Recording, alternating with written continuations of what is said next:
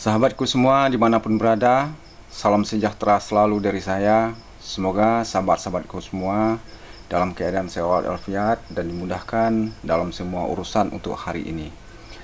Baiklah sahabatku semua, di sini kita akan melakukan pemisahan antara logam mulia daripada logam yang kita ambil sebelumnya. Jadi ini teman-teman, logam yang kita ambil ini adalah logam yang telah kita cuci bersih dengan menggunakan air hujan serta air garam, dan kita lakukan perebusan sebelumnya. Dan inilah yang kita lakukan pemisahannya antara logam mulia emas, perak, dan logam-logam lainnya. Jadi di sini teman-teman, untuk melakukan pencukiman, yang dikatakan orang pencukiman atau pemisahan logam pengotor lainnya daripada apa yang akan kita ambil. Jadi di sini saya melihatkan bagaimana cara melakukannya. Dan ini karena posisinya di sini, sebenarnya bukan di sini tempat saya melakukan pencukiman, ada ruang khususnya di dalam tempat pencukiman. Nah, jadi karena ini saya buat seperti ini supaya teman-teman bisa melakukannya juga. Tetapi jangan contoh yang seperti ini. Tempat pencukiman ini sebenarnya ada tempat yang khusus, dan juga menggunakan penutupnya itu harus padat, dan akan diberi salurannya itu ke dalam sebuah lubang di dalam tanah, dan kita akan tutup rapat. Dan di dalamnya itu juga sebelum dimasukkan selangnya ke dalam lubang tanah, dan kita harus kasih drum dulu, drum plastik untuk penampungnya uapnya yang ada di dalam.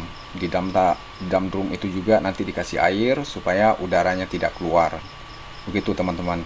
Jadi ini hanya secara simpel aja.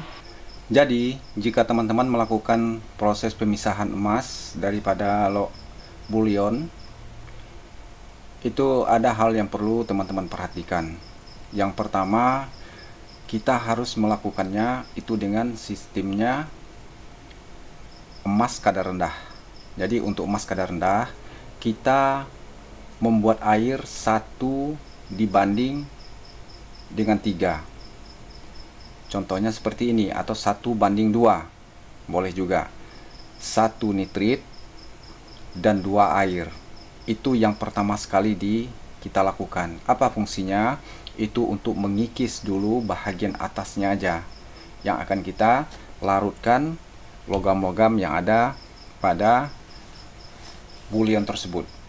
Setelah nanti terjadi prosesnya teman-teman, terjadi proses sampai nanti tidak ada reaksi lagi, barulah kita lakukan lagi proses yang kedua. Kita kasih 2 nitrit dan 1 air. Itu perbandingannya teman-teman. Jadi kita kasih perbandingannya seperti itu. Jadi lakukan lagi sampai reaksinya tidak ada. Dan jangan lakukan pemanasan dulu, karena kita mengambil emas yang kadar rendah. Nah, jadi kita lakukan dulu langkah yang kedua tadi. Nitrit 2, 1 air. Setelah dilakukan nanti prosesnya, setelah terjadi proses, sudah tidak ada reaksi lagi, baru dilakukan proses yang ketiga. Proses yang ketiga itu dikasih 2 nitrit dan 2 air. Nah, kita tunggukan lagi teman-teman sampai tidak ada lagi terjadi reaksi. Memang benar-benar sudah tidak ada reaksi lagi, barulah kita lakukan tahap yang keempatnya. Itu hanya nitrit saja. Proses nitrit aja terus sampai betul-betul reaksinya ini tidak ada lagi pada logam ini. Dia tidak mempunyai reaksi lagi. Air itu biasanya sudah mulai membening dan logam-logam itu udah mulai hancur. Itulah yang baru dilakukan nitrit aja kita kasih, full nitrit kita kasih. Nah, begitu teman-teman. Jadi apabila kita melakukannya seperti itu, barulah tahap yang kelimanya, barulah kita lakukan pemanasan. Nah, dikasih kita tuh nitrit murni, barulah kita lakukan prosesnya lagi sampai terjadi nanti endapan yang di bawah itu benar-benar udah terpisah daripada logam-logam pengotor lainnya. Jadi di dalam air kayak itu nanti yang emas itu akan mengendap ke bawah, yang sisanya yang lain, logam-logam lain seperti palladium, perak, tembaga, dan logam-logam lainnya itu akan larut.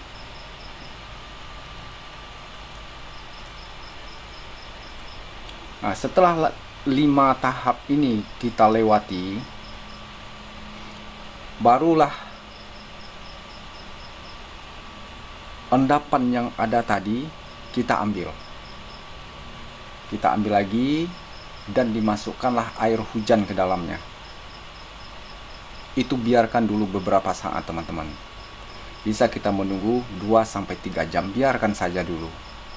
Dan jangan teman-teman kasih air seperti air sumur atau air yang di dalam tanah lah, karena nanti masuk lagi logam pengotornya. Karena bisa aja nanti air sumur kita itu ada kandungannya yang lain. Setelah kita melakukan pencucian, kita masukkan air ulang lagi dengan air sumur, maka bisa aja masuk logam-logam pengotor lainnya.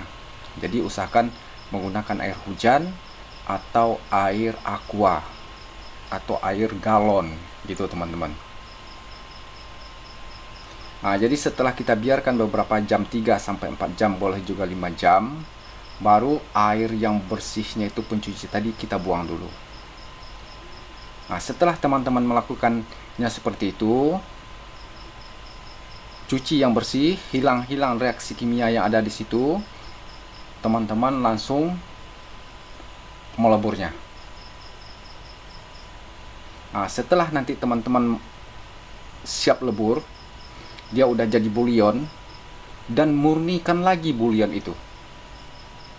Nah, memurnikan bulion itu bisa juga menggunakan air aki pekat. Teman-teman masukkan lagi di dalam wadah, masukkan air aki pekat ke dalamnya. Setelah itu teman-teman panaskan. Nah, kalau sudah seperti itu udah menjadi kadar di atas 98 dan 99.